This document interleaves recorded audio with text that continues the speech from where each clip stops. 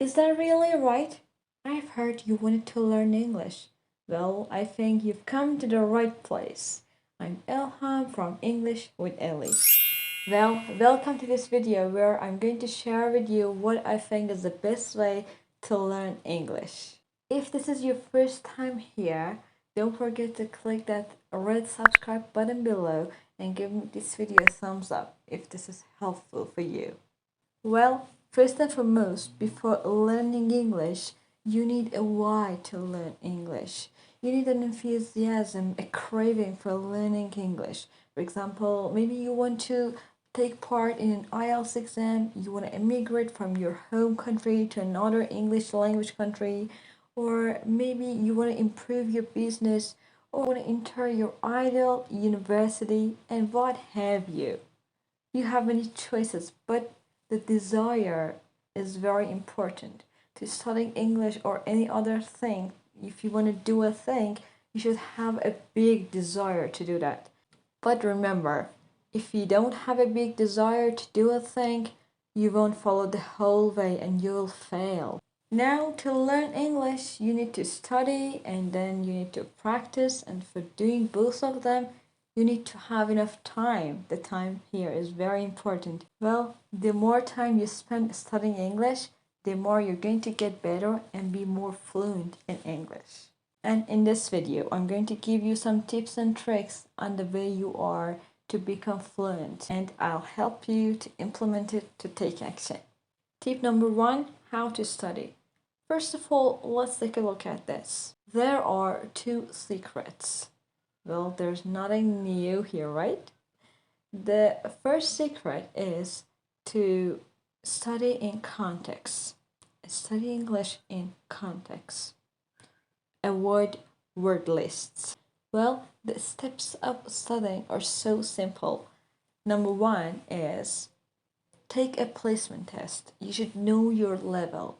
Okay, so you can go online and find some online placement tests to know your English level, or you can find a teacher to understand what your level is. This is very important to do the rest of the way. Number two is to choose a text. It can be a written text, or it can be an audio text, or a video text. But remember, it should be in your level or a little bit above your level. This is why it's important to know your level, okay? Well, you can find your own resources or you can choose a course book. That would be great because you have all the things together, all four skills in one place. You have the text, the vocabulary, the pronunciation, the grammar, all of them in just one place. Normally, they have the audio version and sometimes they have the video with it. And don't forget to choose your favorite topic at the start, because if you're not interested in a topic, you won't continue. And if you see the progress that you're making by the topic that you're interested in, you will be more motivated on the way. And then you have to read, listen, and watch the text just for enjoyment. You don't need to analyze it. And then the step four is to analyze the text. The next time you're reading the text, you have to analyze it. And this is what is of a lot of importance here. You have to analyze the whole skills altogether. You have to pay attention to the vocabulary, to the text, to the pronunciation, to the grammar parts, and the spellings, all of them all together.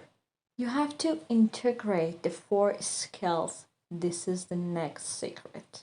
There are some students, when they are studying, they spend, for example, 20 minutes just for pronunciation, 20 minutes for vocabulary, 20 minutes for grammar, and so on. But this is not the best way to study. You have to integrate the skills. You have to spend, for example, 60 minutes for all those skills in the same time. It's much better. And to analyze the test, you need to ask a teacher or you need to ask a person you trust. That's much better because they will say all the problems questions that you have, this will be more effective and practical for you, and you won't waste any time. This was the whole thing about how to study. Now let's go to the next step. The next step is to practice. After you study, you need to practice, and practice needs time, and time equals fluency. I just told you, the more time you spend studying, the more fluent you get. So if you don't have time, you can't get the fluency. When you're studying or repeating some words, you're practicing, or at the same time, the time that you are writing some phrases, you're practicing as well. And when you're practicing on your own, you can change some words, you can change the tense of the sentence, you can make up some phrases by your own, and so on. You can do lots of things. And this is a very good idea to record your own voice while you're practicing or talking to yourself. And because after that, when you're listening again to your own voice, you're going to be aware of your mistakes, or maybe you can ask another person to give you feedback about your talking or your speaking. There's another thing that you can do. For example, you can talk to a speaking partner, or maybe you can talk to a teacher. Talking to a teacher is more easier because they will tell you what to do.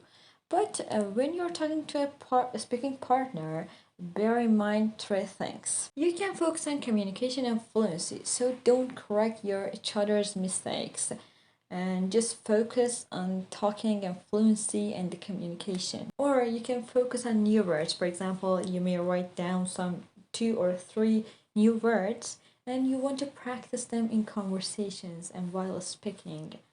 So focus on just using new words. Or you can just slow down and focus on your accuracy. Exactly, grammatical accuracy is very important.